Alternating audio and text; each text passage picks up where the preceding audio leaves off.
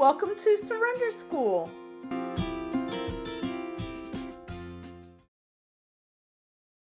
All right, lots going on at Surrender School. Off on the upper left, there's a tab at the top of the homepage of Surrender School that says everything we offer.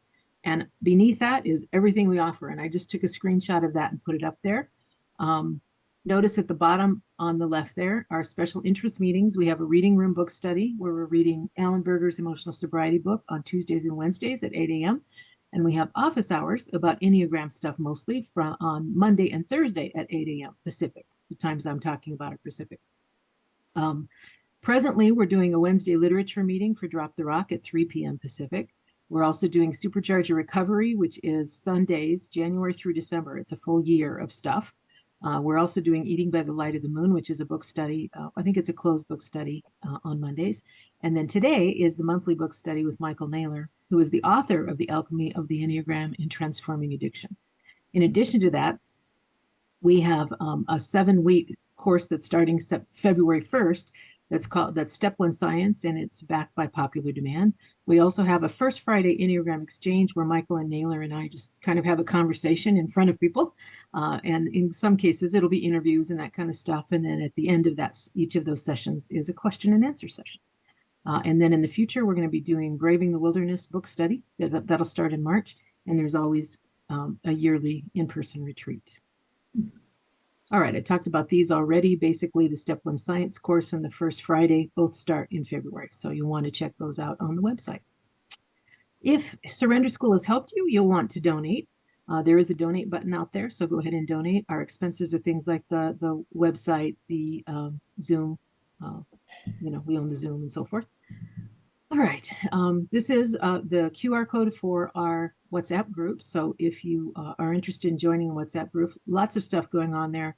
We have announcements and reminders and that kind of stuff as well. So you'll want to join that. In addition, in the blue circle there, sign up for the daily Ennea thought that comes from the EnneagramInstitute.com. There is no space in there, even though EnneagramInstitute.com right here has a space. There is actually no space. It's just EnneagramInstitute.com. And you can sign up for up to 2. So it might be you and one of your wings, or you and your spouse, or you and your daughter, or something like that. And it's just basically a daily thought for each of the different types. All right, let me introduce Michael Naylor. So Michael is the director of the Maine Enneagram Center for Transformation and Well-Being. He is a professional change coach and has been an Enneagram Institute facilitator. He is a licensed addiction therapist and clinical supervisor. He has been a pro member, and also a teacher for the International Enneagram Association. He's author of this book, The Alchemy of the Enneagram and Transforming Addiction, and we were doing a monthly book study. At the bottom of Michael's email is this quote, and I'm going to read it.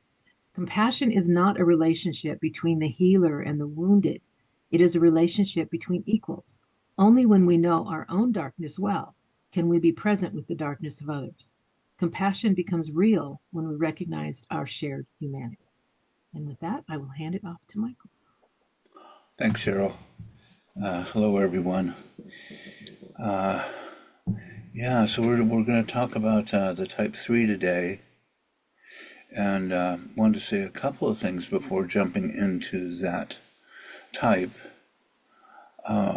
Just regarding my own journey. I came into recovery 40-some years ago and didn't know about the Enneagram until year 14.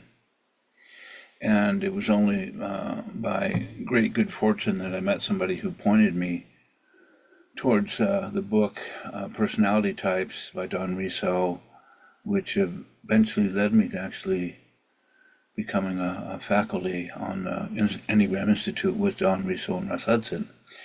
And they had both had their own work with the 12 steps. And what I learned was, most clearly to me, was that the 12 steps really prepared me for working with my patterns of my type. It didn't transform those patterns. It prepared me to be able to have the eyes to see, the wisdom to know what I can change, which is almost nothing, but just the humility to realize just how difficult change is for everyone. And when I first came into recovery, I figured that it would only take me a year or two to sort of have the program handled. And then I would try to help everybody else. And when I look back at those days of illusion, I'm really aware that I had a sincere delusion that I knew a lot more than other people knew. And it wasn't out of being mean-spirited, it was just a delusion. And so the course of my recovery has been really about having one delusion after another more or less smashed.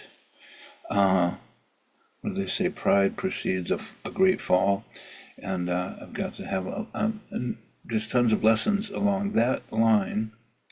The end point being is when I discovered the Enneagram and started actually witnessing my patterns, I was blown away at how little control I had, that the patterns had a mind of their own. They didn't care if I had lots of information on them and had studied them and had drawn graphs and could talk about them. The patterns worked below my level of awareness quicker and faster than I could do anything with. So part of my journey, as one teacher said, your first part of your journey is to learn to see yourself fail in trying to change your patterns, about 1,000 times. And then you get to observe with humility how fast the patterns are, and with the development of kind of a merciful look at these patterns, they start to lose their hypnotic power or their ability to work automatically quicker than I could see. So I imagined it would just take me a couple weeks to have this mastered, and then I realized 35 some years later, I've made progress, but there is no perfection in sight anywhere. But there's a lot more humility, which for me just allows my heart to settle and relax, to be able to appreciate people around me, to not be in competition with people, and to feel a sense of brotherhood, sisterhood with human beings, which for me is just a joy. It's better than anything I imagined. So to that point, I wanted to direct your attention to a video I did, an interview with Russ Hudson, who was my teacher, my colleague, and my good friend. And in this second interview I did, starting minute 18, he talks about the reality of the spiritual journey and how difficult it is. So I just wanted to point this out to you. If you go to my YouTube channel, let's see, where did it go? Okay, there it is. And right, and you scroll down a little bit, you'll see part 2 of Russ's journey. Start at minute 18. The first video was really an attempt by me to get the story about what it was like for him to be a type 5 little kid, and it's quite an interesting story. But at minute 18 and on, in the second one, the rubber hits the road in terms of how hard the spiritual journey is and how to develop more compassionate expectations regarding how quickly things should move, and so that one is less inclined to be having some ideal, like, I think everybody has a tendency, at least I did, is thinking, if I'm doing this right, I should be able to handle this in a couple of years. And then it was only through hundreds of lessons that it's much slower than I imagined that I started to settle down and relax. And the more I relaxed and stopped pushing myself to change, the faster change came. So it was really counterintuitive. So there was that, and then I wanted to just point to this other idea that I think is really important, at least it is in my recovery, which is this idea, come on, slides, work for me, there we go. Consider how hard it is to change yourself, and you'll understand what little chance you have in trying to change others. Now, that it took me a long time to learn that I wasn't as powerful as I thought. As a fact, my mentor would say, and I've said this before, Michael, you have your hands full with yourself. You have no time at all to try to fix anybody else. So just knock it off, okay? And I get that now, that actually the more I keep my hands off of other people's recovery or other people's understanding of their Enneagram type, when I first started learning about it, certainly I wanted, to improve my wife and her two-ness. And she was pretty excited about that, right? But I found in quick time that it's just better to let people change at their own pace. And then sometimes I'd have an idea, like you should be doing this program. It's working for me, so how come you're not doing it? And the type 4 has an arrow to 1, which means they can get bossy about whatever everybody else should be doing in their transformation. But anyway, just to keep this in mind, if you notice as you learn about the types, if you've got type 3s, if you notice there's a part of you that wants to let the type 3 know how they need to wake up and what their problem is, to restrain yourself if you can, and to go back to looking at yourself. So that said, let's see, where is the start of my PowerPoint? Oh, okay, there it is. All right. So go down a little further. All right. So the type 3 traditionally has been called the achiever. I think it's a good title, but also the inspired champion is also one that feels more alive for me. But one thing we can say about them, that they're success-oriented and pragmatic. They know the quickest way to get from point A to point B. And that's one of their Jedi gifts. Now these guys that are coming up, Bonnie Raitt and Bradley Cooper, and also Jackson, and I forget his name, they're all in recovery, along with Colin Farrell, who talks a lot about his recovery and how it's really transformed him. Then, of course, A Star is Born is a great movie with Bradley Cooper, a recovering alcoholic, playing the alcoholic, and just the whole story of people going down.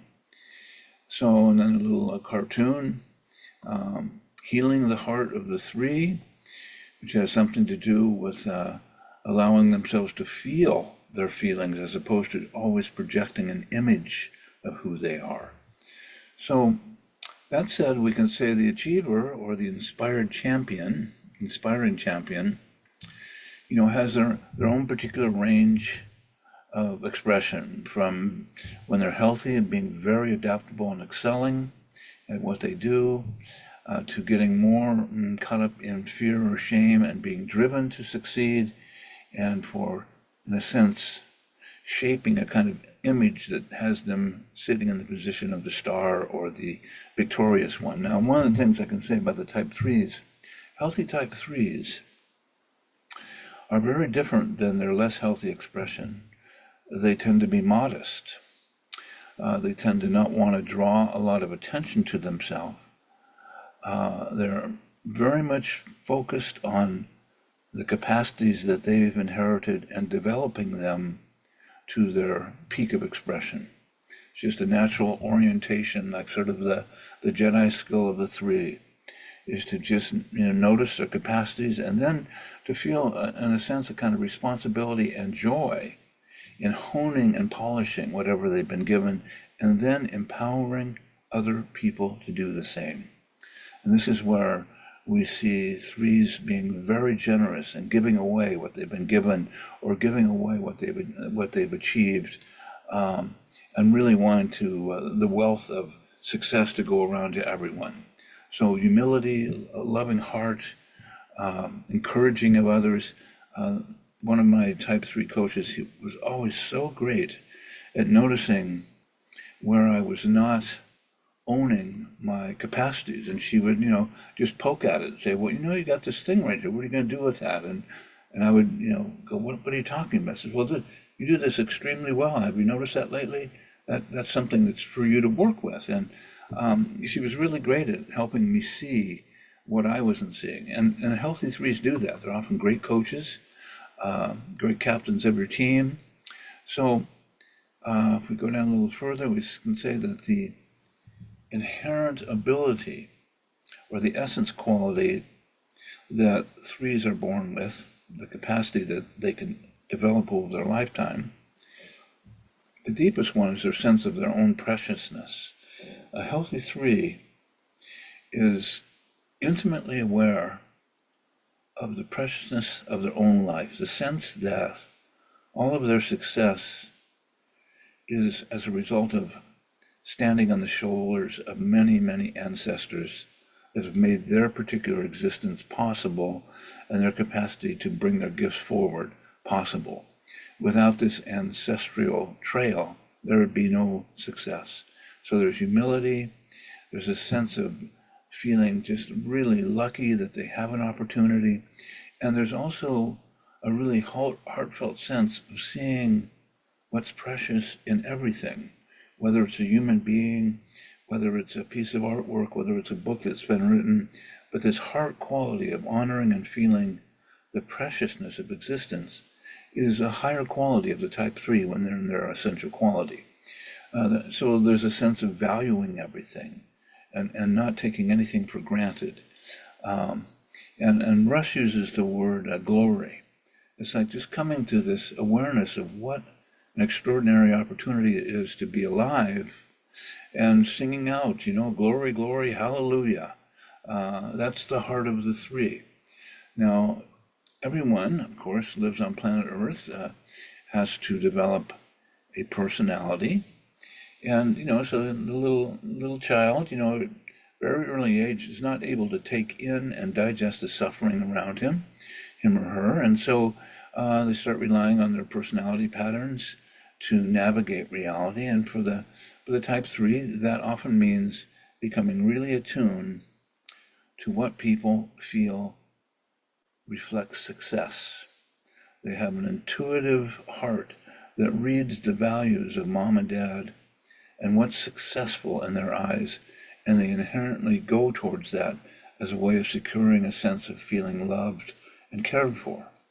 And as this whole unfoldment occurs, basic fear arises of being worthless and without any value. There's something around just a core fear that threes carry with them. It's almost if you really know me at my center, you'll think that nothing is there that has value. And so the fear of being worthless and without value turns into, I'm going to succeed, so help me God. There's nothing going to stop me. And the secondary fear is that I will be rejected as being less than admirable. So there's this sense for the type 3 of really having a radar at noticing whether people are approving of them or disapproving. And, when they're caught up in their patterns, threes will say, my life is like being at a 24/7 job interview. And if you think about what it's like to be at a job interview and they're asking you the questions and you're trying to say the things that light them up, that's the type 3 when they're caught up in their fixation. So we all can have these fears. These are human fears, but for the type 3, these are core fears. They experience them much more deeply than the rest of the types. So a basic desire, which is really a healthy desire, is to feel valuable and successful. Nothing wrong with that. But when it's in light of trying to compensate for protecting myself against feeling that I'm a loser or that I'm not worth anything or I'm not precious, it starts to break down to something just really basic, is I can't lose. I gotta win. Any kind of loss triggers this core sense that I'm not valuable and not wanted. So, if you're a type 3 and, you're doing inner work, you're bumping up against this stuff. It's like, oh, this is not like something I fantasize. It's something I feel in my core when I get triggered or when I feel like people have a sense of disapproval towards me. So, what else am I going to say about this? The self-image, type 3s. I'm successful, and that's certainly, when they're healthy, they are successful. And when they're not healthy, they can look really successful. Their ability to polish their surface is second to none.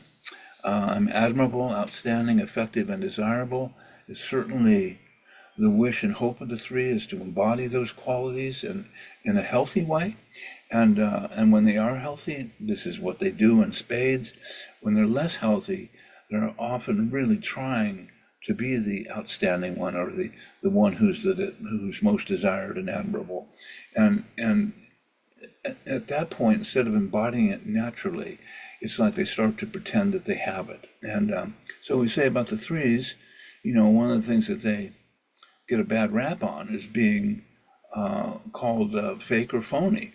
But the truth of the matter is, when they're healthy, the one quality they do embody is authenticity. They speak the truth from their heart. They work on themselves in a real way. They're not trying to build a surface image that says, I'm awesome and shine some light on me. But their sense of innate self-confidence is strong, so they don't need to do that. But as I start to lose contact with essence, or I go through the suffering of shame, humiliation, rejection, and have to really protect my heart, these secondary features come online, where I lose contact with my real value, and now all my life is in service of trying to impress you to get back to something I inherently was born with. So each of the types has a conundrum like this. The thing that I've noticed about the threes, I've worked with a lot of type threes in recovery. And there's even one story in my book about a type 3 who was really down the levels.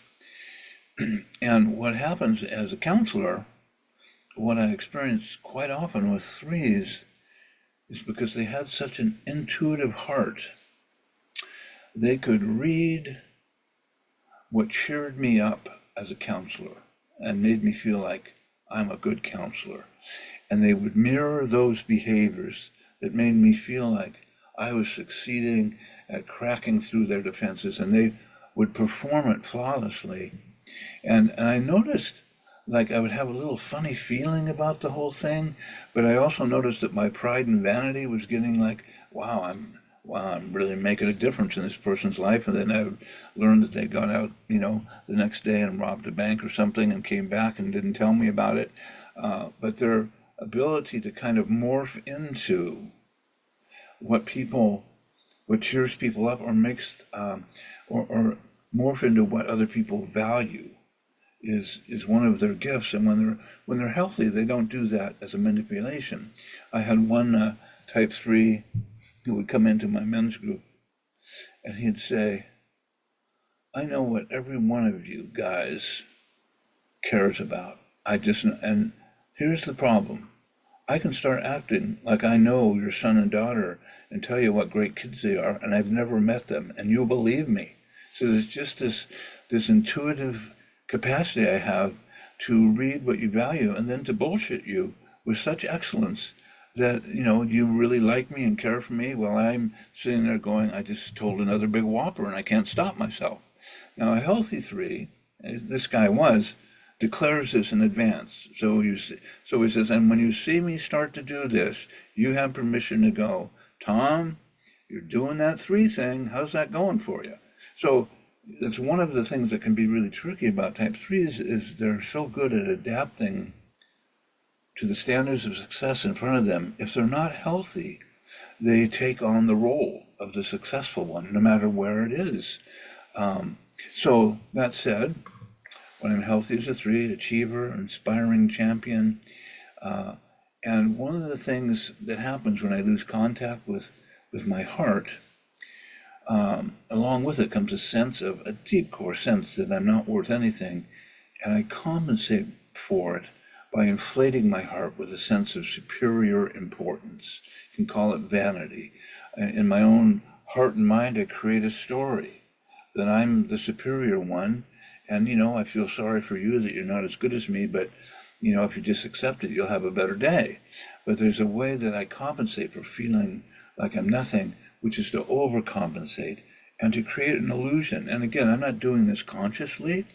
I remember there's one little boy that I was friends with as a kid, and he would come to school and he would tell us that his dad was the president of some business and he'd been in World War II and got the Medal of Honor, and he would completely fabricate.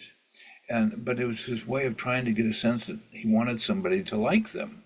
And, type threes, this development of vanity comes because as a little boy or little girl, I'm not getting the love I need that assures me that I'm cared for. And so the type 3 machine starts to turn on. I start noticing, what is it mom or dad glorifies? How can I become that? And so the challenge sometimes for threes is as they start to do their own recovery, they discover at age 40, 50, 60 that they've developed a passion for what their mom and dad loved, but their own sense of their individual passion is invisible. They can't sense it. It's like, I don't know what I really care for. And so there's a big journey for the type 3 in recovery when they get sober and clean, is when they start to see this stuff, there can be a really painful acknowledgement that they gave their own heart up for the dreams of their mom and dad. And they can sometimes then start a spiritual path and start to become aware and awake of what they care about. Or some threes will relapse or commit suicide because it's such a shock to them.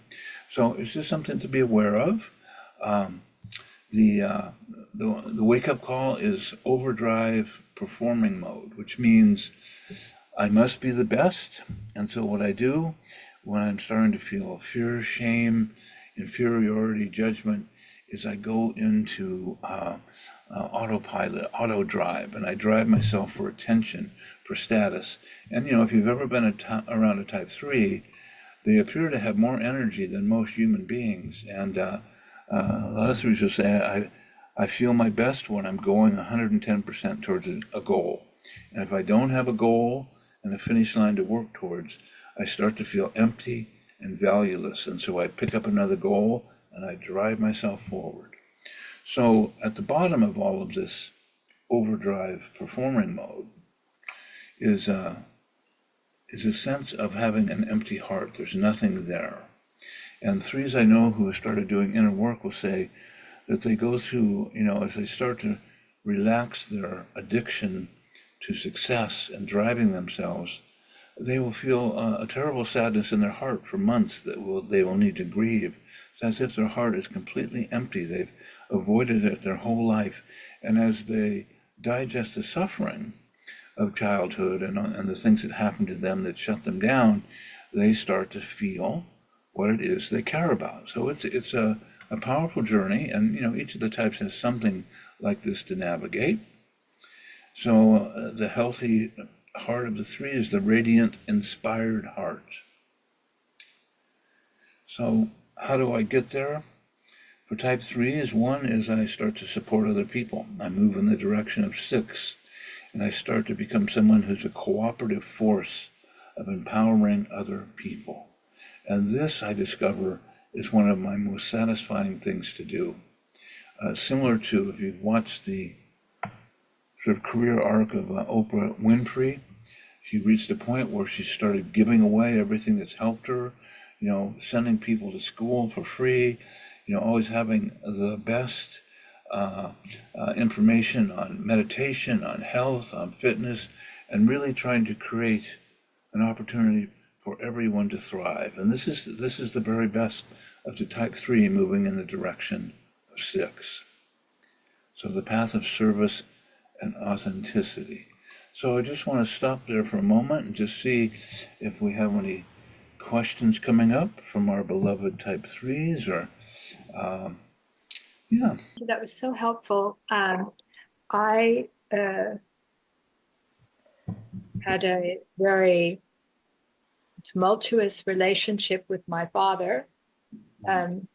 He has 3 children, and until I heard you talk about a 3, I had just assumed he was a narcissist. And I'd like for you to speak to that, but before you do, I'd just like to say this has really brought such a level of compassion for my father, because there was a huge shame in his background. And it just explains his behavior. And I didn't really know because it was always just normal for me. That was how he was. Mhm. And I didn't know anything about narcissism or anything else. And it was only later in life, after I got into recovery, that I ran into, or I talked with one of the friends of the family, and they explained that they were all exhausted by him. That at a party, he would suck the life out of the whole room. And people, when he would leave, they would just be like, oh, how does his wife tolerate that? And, you know, that was helpful for me, but I always thought of it in terms of narcissism. And it's just so much more helpful to think, oh, he was a 3 and he had a lot of shame. And so, can you speak to that topic? It's a great question, and I think that's what threes, part of their survival as little ones, where they've been harmed or shamed or hurt, is to learn to hide that, so it doesn't get attacked, right? And so I hide it by becoming a force of success or presence, or where everything becomes around me about me succeeding and you seeing my success. And the less healthy I am, the more that it's the only thing that I understand. It's almost like my uncle was a type 3, and he was a life insurance salesman for Hollywood stars like John Wayne, Dick Van Dyke, Mary Tyler Moore, etc. So whenever I'd go to see him, he would say, "Michael, it's good to have you here. You know John Wayne lives behind me. You know that, don't you?" I said, "Well, you've told me that before." "Well, Lucille Ball is another one of my clients. Let me show you the plaques I have in my wall." And he would just start taking me, showing me all his successes. And then and he just couldn't help it. He needed to let me know that he was awesome and successful, and couldn't feel the off-puttingness of it. And then also had a kind of thing where he expected his kids to be sort of top rung, or he'd be really disappointed in them, if they weren't succeeding. And all of it came from a place of having no sense of how to feel the shame or the hurt or to ask for help. That, the message they got to begin with was, "You're a loser." So if I start talking about my woundedness, again, it'll be for sure I'm a loser. So I think the hard part is that when you're in the presence of somebody like that, their ability to be compassionate or to see you is almost zero, because what they're looking for is, are you seeing them? And it's all, to me, a function of the suffering they've gone through and the depth of it. And I'm trying to think of if I think of a good story about a 3 who came through it, I'll let you know. But there is sort of a great movie that kind of captures it, which is Jerry Maguire, who's a type 3 sports agent, and he's all, about his image, and then he goes through this heart opening with his woman friend, and then becomes somebody who tries to be sincere, and how difficult it is. It kind of captures, the landscape of the 3. So I hope that was helpful. Michael, thank you so much. I agree with Wendy's. My childhood was a lot like Wendy's. I have an older sister named Wendy, and we have a 3 father who was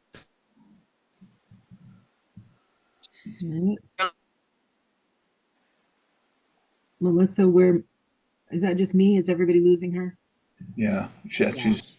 So, Melissa, I think we can't hear you. You're Maybe turn off video. Yeah. Turn off your video and see if it'll work. I don't know if it helps. Does this help at all? Sometimes it does. No. Go ahead. She might have been swept up into a vortex. Vortex. Okay. So we'll catch you when you're parked somewhere, maybe? Yeah, we'll have to. All right, thanks. Yeah, Melissa, we'll come back to you when you can. And Shirley, to you. Oh, let me just unmute. Hi, good morning, Dr. Naylor and everyone else. I just want to really give you a round of applause, because I have a very hard time experiencing and actually feeling. And as you were describing the three, I was just so caught up in having a little, just getting that look into like little Shirley, who did not feel cared for and have been out there, really wanting to look good. Now, what's really, and have this whole image thing, image management is like, okay. But what I want to say is that I am a 2, and that I feel that I'm really, like learning a lot about my 3 wing and how I really climb into it, and my 1 wing. But right at the moment, the 3 wing is, and it was very confusing to me, like, well, am I a 2? Maybe I'm a 3. But I just think it's the powerful effect of these wings on my basic, I'm going to call it structure. Anyway. Yeah. Yeah, that's a good way of framing it. And 2s and 3s are very close cousins. That need to please. There's slightly different angles to it, but you combine them too as a 3 wing, and you've got something that's souped up and even more intense. Right. It seems like when my need to be loved and accepted tends to be perfectionistic, I see the 1. And when it dips into image management, I'm like in 3. Yeah. Anyway, thank you. Great to observe. Yeah, that's awesome. Thank you. Thank you. Thank you, Michael. Thank you, Shirley. Terry, to you. Hi, Michael. Always so good to see you and your presence. You're such a good heart and you give so much. Thank you. I'm doing internal family systems. I've identified as a 6. I think those arrows connect me to a 3 and a 9, and then I got wings on the other side. You know what? So with internal family systems, I do notice my 3. And it can be such a hurting part. And I'm just wondering, I guess the best ways, would you say, to help a 3 part of yourself is compassionate listening and inquiry as to what's in the heart of a 3, to help them find their own authenticity and vulnerability and start there. Would you say that's the way to help a 3? Well, yeah, so I would just say, and this is, in one form or another, all the types have been cut off from their heart. And the 3's particularity is almost like overriding it and jumping over it. So it's just almost not there. They only get like a little tinge of it. And the big thing, when I'm working with 3's, is to try to help them to notice when they have a moment of experiencing vulnerability, the sense of vulnerability in their heart center, or a sense of feeling a tinge of sadness come up, and just invite them to rest in that a little longer than their habit, because type 3's can start to feel that vulnerability, and the next thing you know, they're out the door pursuing the goal. It's like, I can outrun any of these feelings if need be. There's things to be done. Like, why would I want to waste my time here when there's stuff I could be succeeding at? But there's something about surrendering slowly to a sense of vulnerability and being able to notice when I'm feeling vulnerable, and now I'm propping up a story that makes me look strong. And I may need to observe that 1,000 times before I finally take a breath and feel the vulnerability and just feel like, really what I felt as a little boy or little girl, the suffering that I experienced that helped me develop this habit of escape from my heart. So that's sort of the basics of it. And I think every 3 has to find a different way to really rest in that for moments, a little bit at a time, until, because the truth is, for all of us, when we start to feel whatever vulnerability we shut down as little ones, it feels like we're going to die. Like, this is no small thing. If I really let myself feel vulnerable, all the terror or hurt I experienced as a little boy or little girl is going to be alive and wipe me out. I mean, it's not doesn't make common sense, but it's like the soul of that wounded heart. That's what it feels like. So that means I have to be willing to let that openness, come out a little bit at a time until I realize I can survive it. I won't die from it. Actually, it gives me something on a deeper level that I really appreciate. And that's what comes to mind for me. Thank you. That's beautiful. You're Thank you, welcome. Michael. Thank you, Terry. Jasmine, to you. Yes, really enjoyed this talk. And it made me think about my wing of a 3 and why I behaved so strangely. I'll just say strangely all my life. And so I've had a hard time receiving. I've had a hard time not being the best. And that has definitely been, I guess, the foundation for me, because my parents were super high achievers in a way, like workaholics, really unhealthy. But it was made clear that I would get recognition or praise or the love that I was seeking as a 2, desperately seeking from achievements. So I picked it up early and I ran with it. But I hated being vulnerable. And I can remember being uncomfortable with being like the new class in 6th grade for middle school, the freshman in high school. I didn't like I felt disoriented and I had trouble with being an intern. I could not be a student. I had to learn, humble myself to even be able to receive information because I didn't like being considered vulnerable in that way or not all knowing. And it all makes sense. I appreciate that. Yeah. So many. Challenge really for everyone, because if we start to allow vulnerability, it means we start to let go of our personality protection systems that helped us survive as little boys and little girls.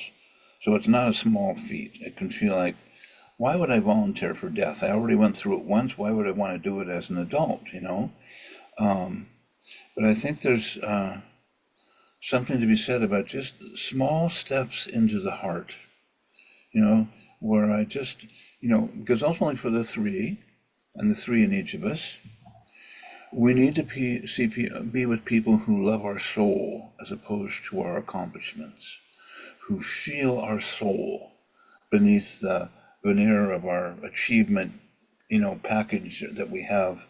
And that's what penetrates everything, is that kind of unconditional kindness for the soul of the person. So, in working with 3s, the things that I often, reflect on is the quality of their being, as opposed to, I don't dismiss their successes. I mean, 3s, tend to have like a list of successes that is mind-boggling, but underneath it is a wish to be seen and to be appreciated for their humanness. And so as a therapist or a coach, I really try to speak to that and to notice it, their qualities of being, their kindness, their love towards their children, their love towards their partners, things like that.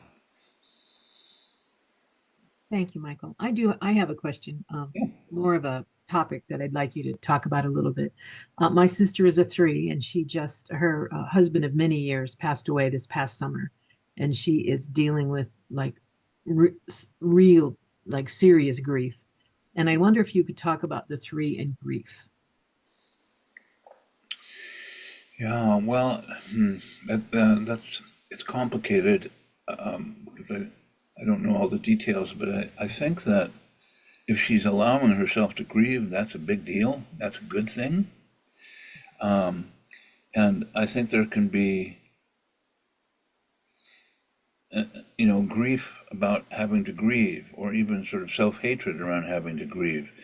But, if you've lost a husband or a wife, you're looking at a grieving process that, is 4 or 5 years long. It's not quick. And there's waves that come and hit and hit. And, if anything, I think there's something about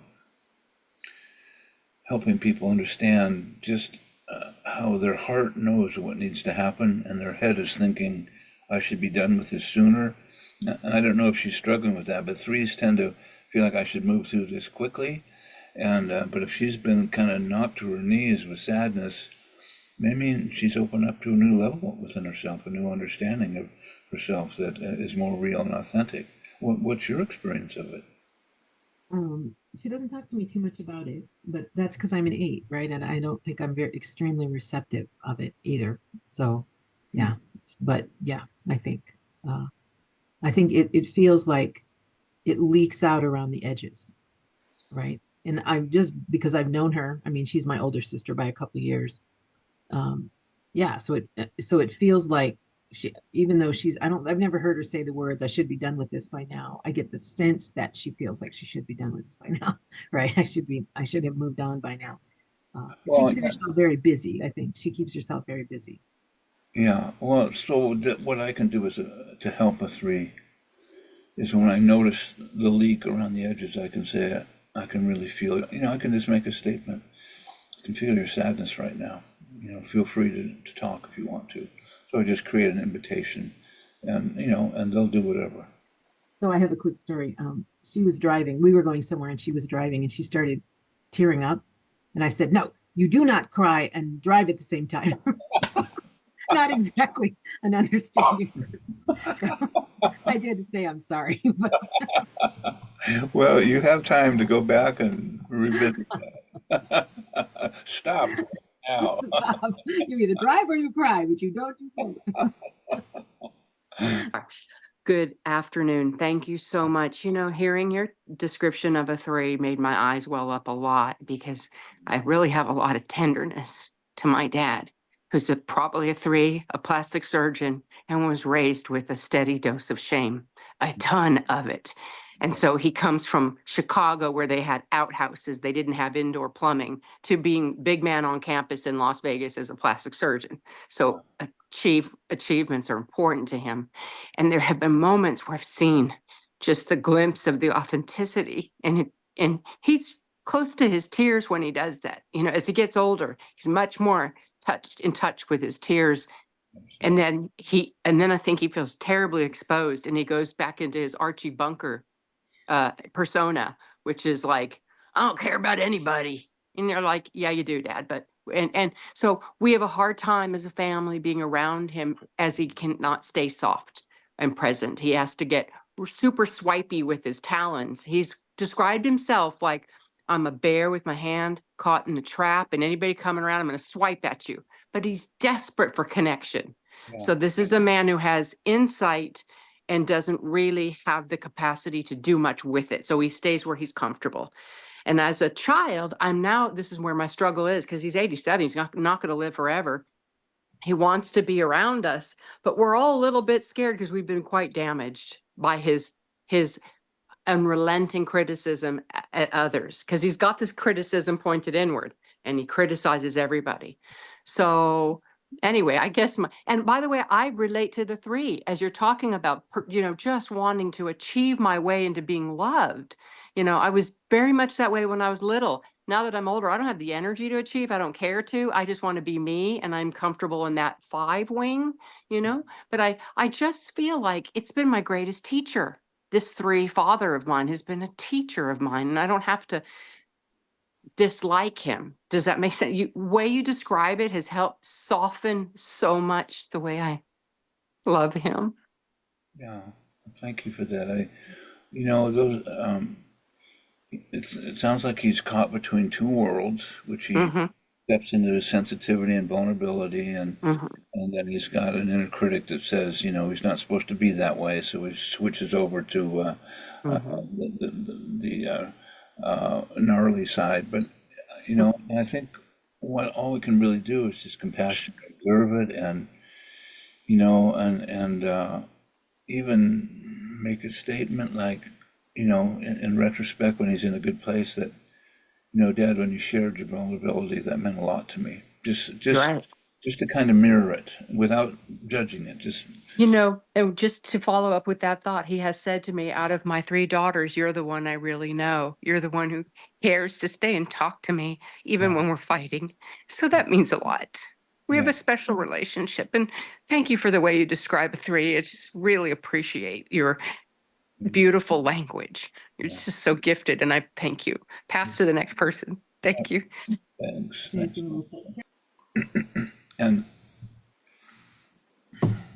so this is an interesting thought, is that like when people are living at in the levels of hell, 1, 2, and 3, levels 1, 2, and 3, for all the types, their capacity to be true to themselves and to be authentic and to be humble and modest comes online in some form or another.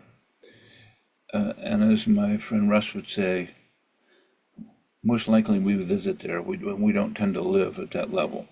But ultimately, as the type 3 relaxes their need to prove their worth and begins to feel their own innate preciousness, then their ability to just, give unconditional love to those around them and to really reflect their preciousness comes online. And that's a beautiful thing to behold.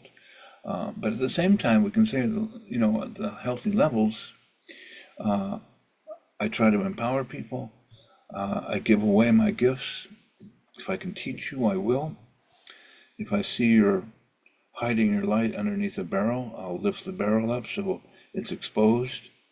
So a great deal of love and kindness to give there. Now, level 4 represents, where all of us are when we've had to close our hearts down, when we've developed different patterns of protection based on our type.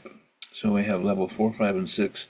Level 4, we can say that, what tends to happen for that type 3 is I'm really feeling that sense that I'm only as good as my successes, and so I go into performing mode and seeking recognition and competing and always sort of going into hyperdrive to make sure I'm succeeding and progressing as a way of compensating for feeling like, I feel ashamed. I feel like I'm nothing at the core of me. And, when somebody's at level 4, they're not sitting there thinking, well, the reason I'm going to work so hard and be a success is because I don't want to feel this shame. It's unconscious. The shame is there. They might get a glimpse of it, and then what they do is just go into overdrive to work to, compensate and relieve the suffering. At level 5, my heart has tightened even more. My sense of being distant from my value it's farther. It's like, I can't sense it. And level 5, what I get caught in as a way of taking care of that suffering is trying to create an image that looks successful in front of the person I'm in front of. Whether if I'm in the Buddhist monastery, I'm being the best monk. If I'm, at an AA meeting, I know AAs who they'll tell you about all their successes. My life is second to none, and this is what's happened since I got sober. And there's sort of this promotion of all their successes as a way of compensating for, I still feel like in my heart of hearts, I'm not okay. But that gives me some relief. So level 6, you could say I'm becoming more image focused and more rehearsed. So you start to feel a little bit of the falseness or the fakeness when you're around them. And then at level 6, I'm just plain out grandiose. And my way of operating is just to remind you, almost apologetically, I see that word got lost in there. Well, that's okay.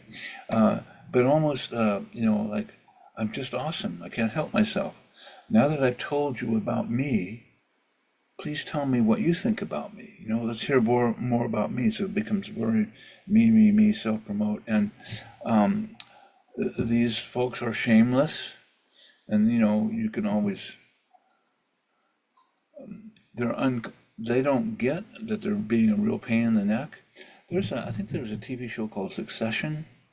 Really intense story about executives in the executive world. And they're all type 3s.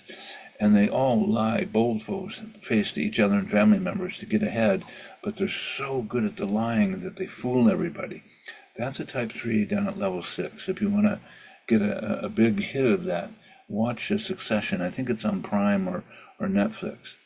And then level 7, this is where I sort of pull the stops out, and being deceptive and unprincipled and cheating becomes a part of what I do to keep my foot in the race and being able to be successful, and occasionally we'll see some financial scandal. I thought, what was it last guy?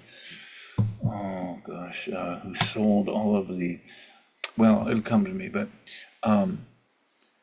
at level 7, but because 3s are such extraordinarily good performers, they can sell you anything. And if they're not healthy, they will, So I become compulsive lying, vicious, and vindictive all the way down the levels. Now, all the types, when they, drop below level 4 into level 5, are responding from a place of unconscious suffering. So the worse they get, the more they can't see themselves. The problem is, the worse they get, the more direct impact they have on us, and it feels like you're doing this on purpose, as opposed to the machine of your personality has taken you over and you are possessed, and I'm going to avoid you, but also not take you personally. That's the real spiritual practice. So indulge myself on my concerns about how I'm coming across, trying to put myself on display to get approval. This is all level 5 on down. Comparing myself and spinning stories or hinting at how good I am. This is level 4 and 5. Indulge myself on self-centered concerns about my success, puffing myself up internally, externally about my superiority. And, in some ways, we've had an opportunity to see, if you follow political leaders, a lot of political leaders are type 3s. They're like chameleons. At one moment, they'll argue for one particular position, and then 3 weeks later, the exact opposite with the same passion and the same compelling storyline. You go, who are you? Which one do you want? And then if there's a third shift in the issue, they can go and fight that one. I mean, I've seen Barack Obama do that. I've seen Trump do that in spades. And again, this is the world of politics, which is deception and creating a smokescreen. And so a lot of 3s end up in that area.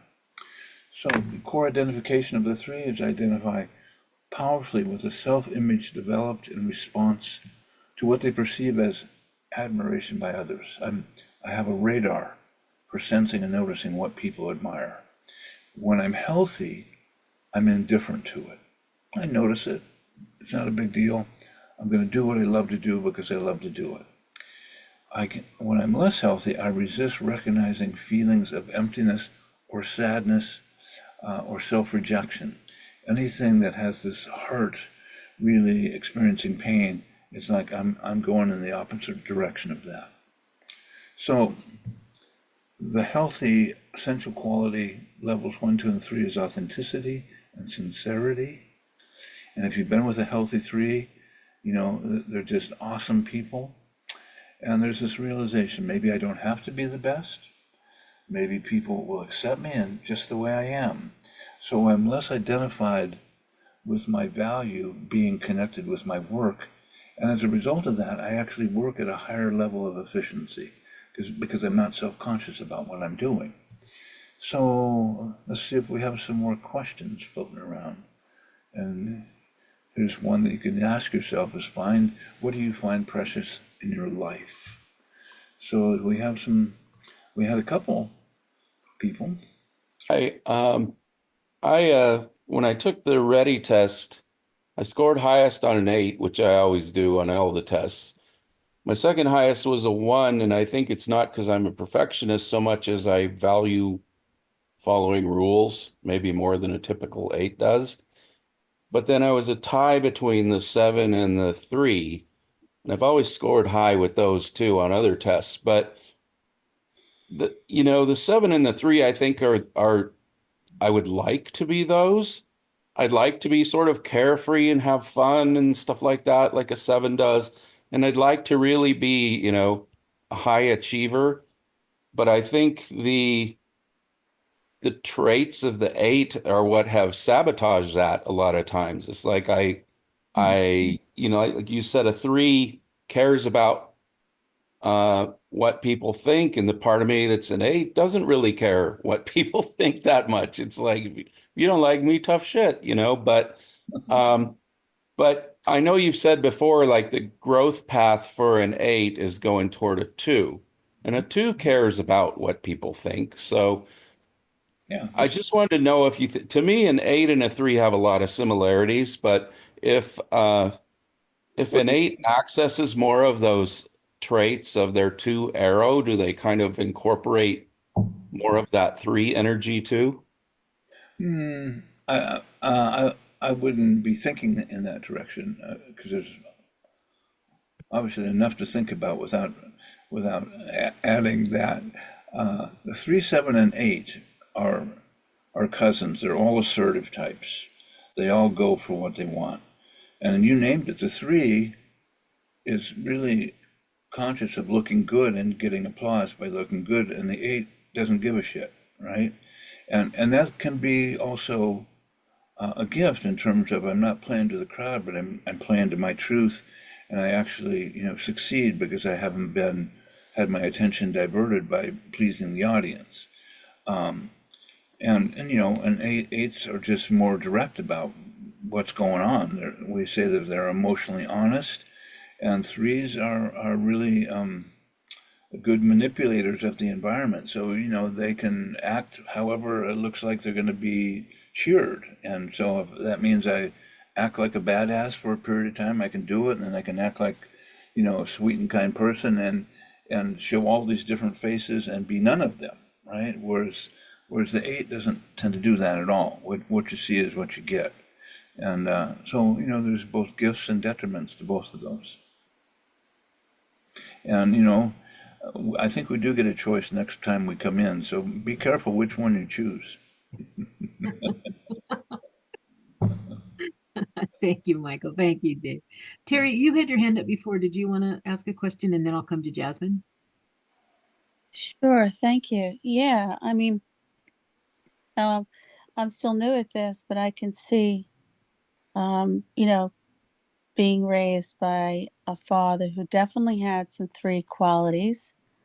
Whether he's a full 3, I don't know.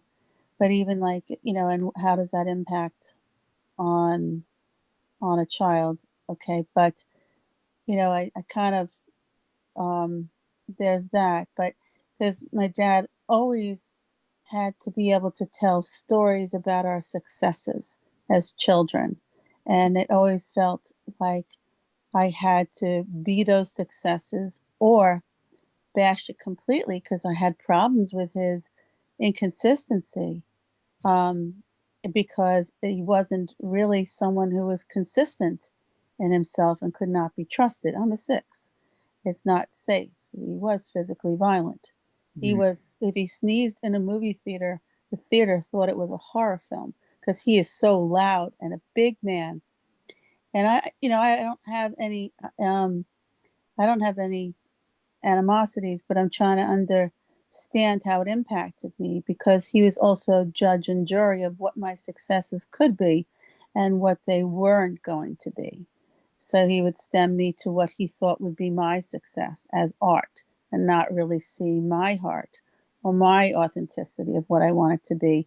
So we all got kind of pigeonholed, all 3 of us who were born to a young mother at 22, and I'm the oldest of 3, and I gave up that position. I didn't want it. I didn't want to be the good one. It wasn't going to fit. But I was just curious, like the impact of a 3 father. And because also, even until it was always about the stories of us, and it haunts us because that's not all who we are, and those successes for us are hollow. So I'm curious if this is part of the impact on children from a 3 father that might not be so healthy. Well, yes, definitely. 3s at the average level is less healthy. Their inner critic is quite clear with them that unless their children are successes, then they're failures as parents.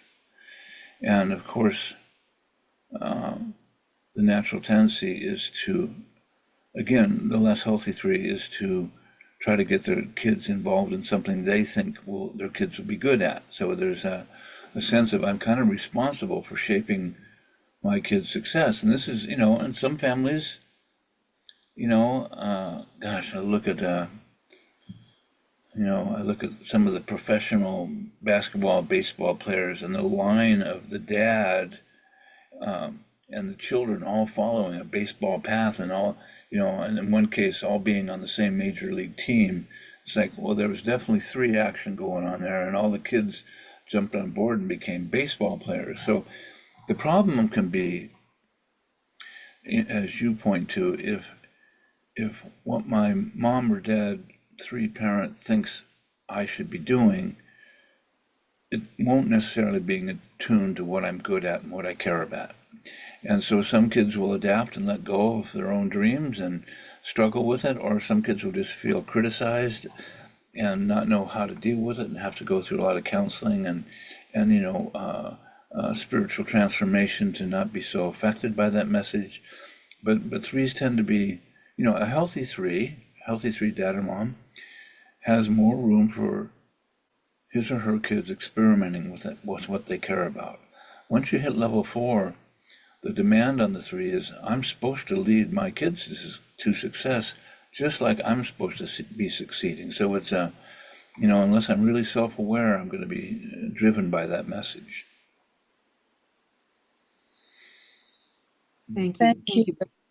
Thanks, Terry. Okay, Jasmine, to you. Wow, this is really powerful. So I was thinking about my mother. I went straight to the parenting thing in the way I was related to by my mom, and I still am, and it bleeds into my own parenting because it also goes generationally. Because it's like if I'm not an ideal mother in her eyes, then it affects her deeply. But I was just thinking about so in the South, my mom is a dark-skinned Black woman. And I can remember, well, it's still to this day, the aesthetic is what matters to her because my brother is Native American, more so Native looking than me because his dad was like 100% Native. And it's like she gets great, I don't know, like it fulfills her in a strange way. And she makes comments that are off-putting. And so I don't know. And it's like she lives her life as if there's an audience. It's funny that you use that word because before she makes a statement, she'll look around and see if people are paying attention and then go forward and start talking. And it's interesting the way I picked up on the importance of outside image. And I became shallow. Thank God for these 12 steps with spiritual awakening because it's just it just breeds a shallowness when you're down in the levels like that. And I mean, I can have compassion for her, but it's very damaging. Generationally, I pass. Well, I think as you deepen your healing and undo, some of the trauma you've gone through, that it will allow you to have maybe more easy compassion towards your mom. But first things first, you got to heal yourself first before that deeper compassion can be there. You're barking up the right tree. Let's put it that way. Thank you, Jasmine. Thank you, Michael. All right, Gary, to you.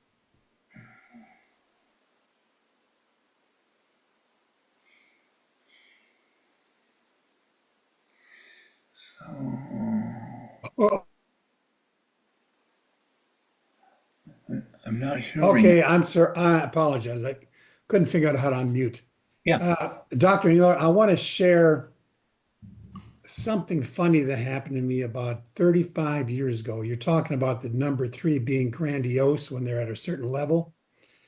I was with a friend of mine, he always did all of the talking, maybe 90% of the talking when we were together, or he was with anybody. He was funny, laughing, but he always talked so much. And he said to me one day, that's enough about me. So yeah, let me see. Oh yeah. He said, that's enough about me. So what do you think about me? That's It was so funny. I remember that joke to this day. And now I'm thinking I must be the same way, or I would not have remembered that joke for 35 years. So that's all I wanted to share. Good to observe. Thank you. Thanks, Gary. Lynn B, to you.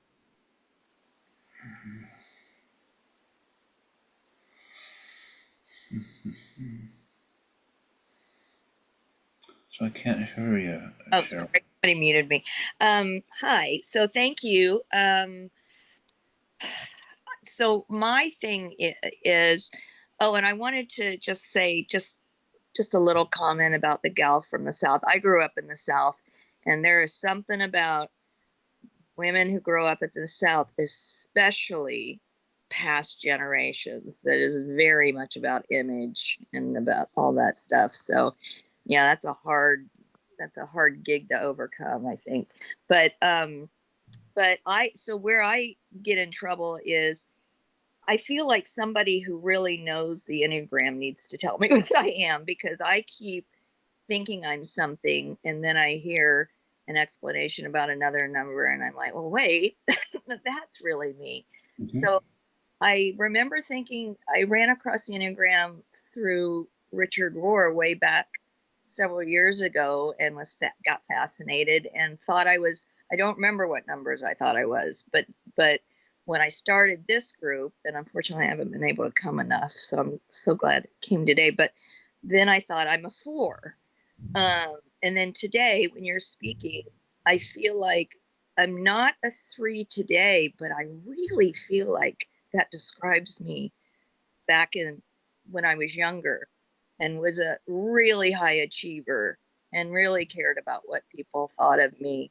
And then, alcoholism and ADD, unbeknownst to me, and all that kind of had its way with me. But I don't feel like I'm that anymore. But anyway, I just didn't know, what do you do when you keep thinking, oh, that's me. No, that's me, Well, there's a couple schools of thought. Certain types struggle with that, and that's the type 6, where we say about the type 6 that they can manifest all of the types and have a hard time feeling anchored in one. It's like it just switches based on the situation. So I think one of the things I would just suggest is taking the one that feels like it's most you today, and to get read a longer description and highlight what fits for you, what it really does, and then to consider, well, what's the other one I've been wrestling with, and to highlight. And then I would suggest that you just decide on one, and then just try to notice for the next month if the patterns of that type seem to show up regularly. That's one way of doing it. I can, if you think you're, let's say, a type 8, well, read the type 8. What's the 8 look like? They can be sometimes overpowering, too powerful, direct, strong, independent, blah, blah, blah. And so then the challenge is, okay, every day I'm going to just notice when that manifests in me. If it's me, I will see it with some kind of regularity. And sometimes that's what I have to do to kind of whittle away until I land. When you land, you go, oh, that's me. I got it. But it doesn't necessarily happen quickly. And, some people, I have one dear friend, it took him 20 years before he landed in his type 9. Because type 9s can feel like every other type too. And it wasn't until his wife said, who are you kidding? You're a type 9. Look at this. And he went, oh, thank you. So, if you have a beloved friend who knows you and is kind and caring, often our family members see us much clearer than we do. I mean, my wife, spots all my patterns, and I just think she's cheating, but she can see my stuff better than I can. So that's one way to work with it. Yeah. Okay. Well, thank you so much. You're welcome. Thank you, Michael. Thank you, Lynn. Tanya, to you. Hi, Michael. Thank you for this Okay. Lynn asked a lot of what my question was. I guessed I was either a 3 or a 7. I've taken 4 tests, and twice I've been a 3 and twice I've been a 7. And with a strong 8. So what you said today about the assertiveness was very reassuring, because I say 3, 7, and 8 are always my highest numbers. But I think, I heard a lot earlier about I would say a level 9 type 3 father. I always refer to him as a raging narcissist. And I still say him because he just died this summer, which has been a lot to deal with. But I feel like I was a 3 in childhood and before recovery, and I'm much more a 7 as an adult and post recovery. Um, I guess, and part of that is my mother, who's very passive aggressive, always would tell me that I was just like my father. And I think that's the worst thing in the world you could say to me. Because I was defending her when I was 5 from my dad. I'm the oldest daughter of 3. And I just trying to figure out I guess you sort of answered, but just trying to find, is it possible to be in the middle? I mean, I feel like some things were so type 3, yes, and some things are so type 7, and I just can't seem to find the right spot. Well, Makes sense. another way of looking at it is under stress, what tends to magnify in me? So Okay. for type 3s, the inspiring champion, the achiever, under stress, what do I do more? I do more performing and promoting an image of success as I feel like I'm failing internally. That becomes my strategy, which is just to hyper motivate myself. And if I have to cheat and lie to look good, I will do it. That's what a 3 does under stress as they go down the levels. Type 7 tends to get more scattered and hyper and trying to do 10 things at once and can't settle down, so their anxiety level goes up. And they're just like a hummingbird looking for the right place to land. And it's like I got to find the thing that makes me feel really good. I don't know what it is. I go to the ice cream shop.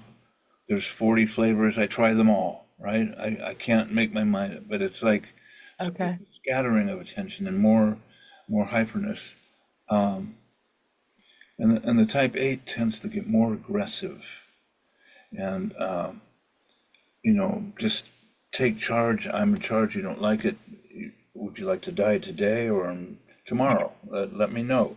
But there's a way that I get more forceful and in your face and aggressive. So they all 3 of them have a slightly different way that they deteriorate, and that sometimes can be a clue. Thank you. Yeah. 7. Thank you. All right. Okay. Thank you, Michael. Thanks, Tanya. Any other questions before Michael moves on? All right. I do want to say, before I hand it back to you, Michael, some of the urgency, it's not urgency, but I'll call it that people are feeling is because we're working the steps by type.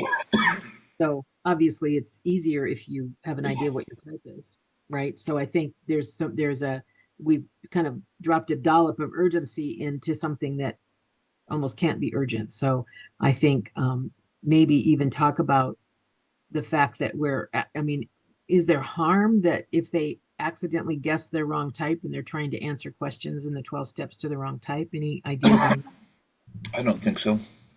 No harm. They're all good questions for everyone. And if it hits your type specifically, that's great. But I don't think there's any harm. Okay. Yeah, and I would imagine that if it's not hitting you, so it's like, yeah, this is easier. This doesn't challenge me at all. You probably have guessed the wrong type because generally the questions are challenging for those types. Yeah, I'm about sick of hearing about vulnerability, and we've just on week 4, so which is the way it works, right? So well, so just again, just ways of coming to clarity about my type. So let's say you were, reading my book or the Wisdom of the Enneagram, or any of the books that make recommendations for the type. And so let's say if you're in my book and you get to the suggestion part of the book, and the suggestions don't seem to challenge you or put you up against something that that type is up against, well, that can be a clue that that's not your type. And so if you're not, if the suggestions don't challenge you, what's the point of being that type? Because it's not a growth edge for you. So that's one way to notice, you know, if the suggestions you go, oh yeah, I don't want to do that. Yeah, that sucks. Yeah. So another way to work with it. Awesome. Thank you. Any other questions? Okay, Michael, back to you. Okay, well, so I don't know that I have any more to say about all of this at the moment. Let's see. What do you find precious in your life? And then we go on to the 4. We already did the type 4. I would just say it might be an interesting thing to consider the idea that if you have the idea that somehow this growth process is supposed to be easy, to reconsider that it's supposed to be challenging and then freeing, and then challenging and then freeing, and then challenging and then freeing. And the farther you go on the journey, as I was talking with Russ about, the deeper we become, the more able we become to unpack some of the very early conditioning we got as little boys and little girls. And that even as people do really deep inner work, they can start dealing with the ancestral line of suffering they picked up from families. And Eckhart Tolle talks a lot about this in his book, The Power of Now, and also Towards a New Earth. And that particular book is really powerful in terms of also describing what our culture is going through right now with, you know, the incredible division we have in our country, split 50-50. It's almost two minds, and the animosity and the fear and all of the, you know, incredible distortion of truth. Don't know who's telling the truth anymore.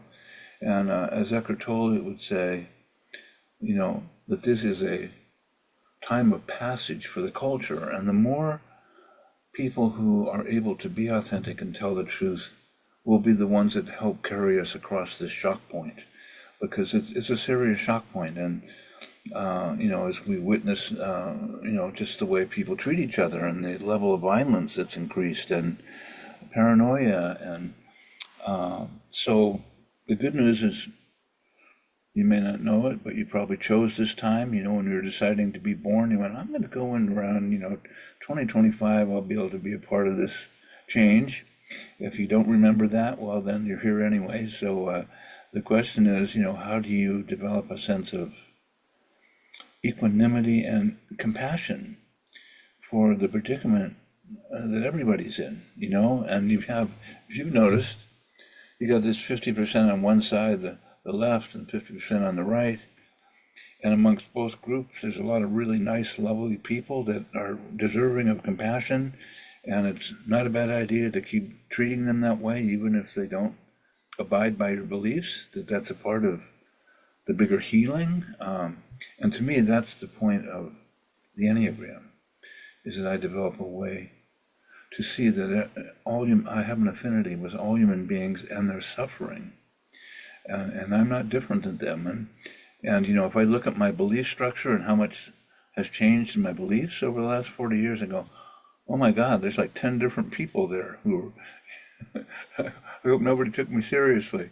But anyway, I think that's about all I have to say at this point. Okay, super. I'm going to cover a couple of things. So this is the book written by Michael, and it is the book study that we're doing right now. This was chapter 6, type 3. Next month, we'll do type 4, chapter 7.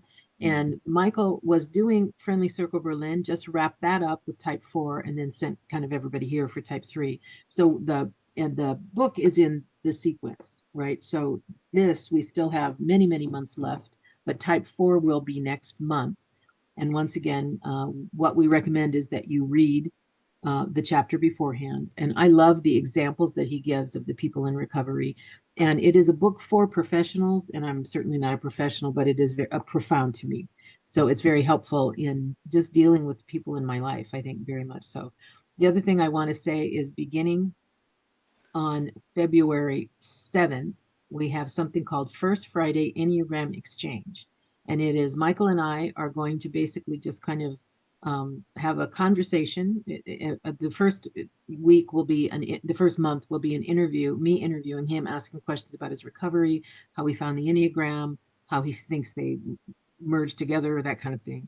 And then the next month is probably going to be him interviewing me. And then we'll also bring other people in, but it's basically just a conversation. It will last only an hour, and there is space for questions at the end. So probably 20 minutes of talking, of just a conversation. It's meant to be kind of just casual. We will record not the question part, but the other part, so that it's out there. And then it'll be also on his Enneagram main YouTube channel as well. So, but First Fridays, it's called First Friday Enneagram Exchange, which gives you the clue. It's the first Friday, and it is at 8 a.m. Pacific time, so 11 a.m. Eastern time. And we'd love for everybody to come to that. It should be just really fun and interesting, I think. In addition to that, on Surrender School, we have the science, Step 1 Science is starting February 1st. A lot of people got a lot out of that, especially because it's all about when you ingest chemicals like sugar, right? What happens in your gut, all the chemicals that happen, what happens in your mind, all the chemicals that happen. And it's just an unbelievably awesome course, I think, to take. So in the meantime, if you haven't bought the book, do buy the book and read it. I think you will find it very enlightening. My favorite part of all, well, I love Dominic, so that's my very favorite part, but he's an 8, and he's a kick-ass 8. But is at the very end, he has a message to each of the types. So the message is just so kind and so lovely and so like, I don't know, just like rain on a parched desert. It just basically makes you feel so wonderful about your type, because Michael has said this before. It's like when you first hear about your type and it hits you, you're horrified that, oh my God, people can see that about me. Oh no, right? Of course they can see that about you. But the message at the end of each of the chapters is just this lovely, lovely message that helps you to love yourself as you are. And it's a wonderful, wonderful message. And with that, we are sitting at 12:01. So we're going to go ahead and close. I know, Michael, if you want to do an exercise or something to close, otherwise we'll just say the Serenity Prayer. Yeah, let's do that. Okay, so the Serenity Prayer together. God, grant me the serenity to accept the things I cannot change. Courage to change the things I can, and wisdom to know the difference. Thank you, everybody. Thank you so much for coming. Thank you, Michael. You know, and just to follow up with that thought, he has said to me, out of my 3 daughters, you're the one I really know. You're the one who cares to stay and talk to me, even when we're fighting. So that means a lot. We have a special relationship. And thank you for the way you describe a 3. I just really appreciate your beautiful language. You're just so gifted, and I thank you. Pass to the next person. Thank you. Thanks. You know, and just to follow up with that thought, he has said to me, out of my 3 daughters, you're the one I really know. You're the one who cares to stay and talk to me, even when we're fighting. So that means a lot. We have a special relationship. And thank you for the way you describe a 3. I just really appreciate your beautiful language. You're just so gifted, and I thank you. Pass to the next person. Thank you. Thanks. You know, and just to follow up with that thought, he has said to me, out of my 3 daughters, you're the one I really know. You're the one who cares to stay and talk to me, even when we're fighting. So that means a lot. We have a special relationship. And thank you for the way you describe a 3. I just really appreciate your beautiful language. You're just so gifted, and I thank you. Pass to the next person. Thank you. Thanks. You know, and just to follow up with that thought, he has said to me, out of my 3 daughters, you're the one I really know. You're the one who cares to stay and talk to me, even when we're fighting. So that means a lot. We have a special relationship. And thank you for the way you describe a 3. I just really appreciate your beautiful language. You're just so gifted, and I thank you. Pass to the next person. Thank you. Thanks. Thanks for recovering with us.